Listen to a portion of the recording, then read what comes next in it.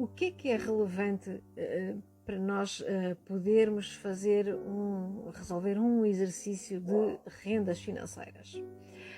Relevante é o tempo, ou seja, a periodicidade da renda. Vou dar um exemplo, aliás, este bocadinho que eu vou falar de rendas financeiras, vou trabalhar sempre com um exemplo, um empréstimo. Imaginem um empréstimo. As prestações que nós pagamos do empréstimo é uma renda financeira, ok? Portanto, o conjunto de prestações é uma renda financeira.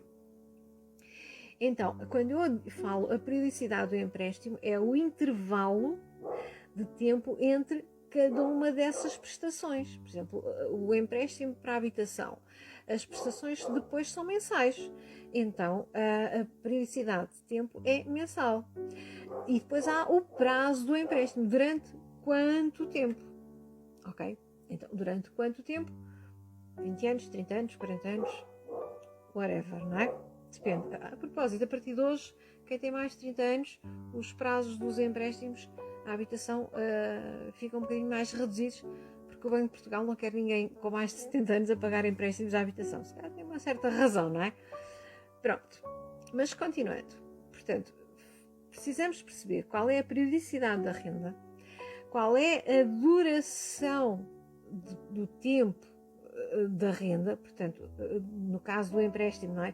Os 20 anos, os 30 anos, o que for, durante quanto tempo é que vamos ter aquelas prestações.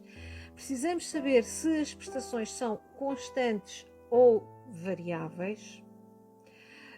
Tipicamente, no empréstimo à habitação, as prestações são constantes, alteram quando altera a taxa de juro, mas pode haver situações diferentes, ok? Portanto, estou a falar de um empréstimo típico. Não é?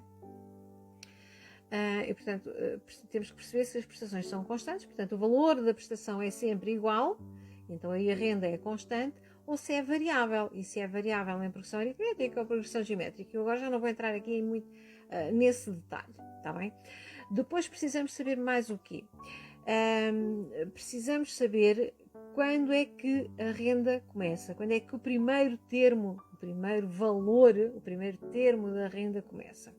Se é imediata, então imaginem esta situação.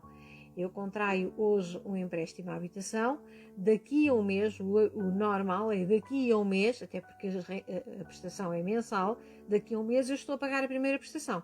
Neste caso, nós dizemos que a renda é imediata, ok? É logo no final do primeiro período.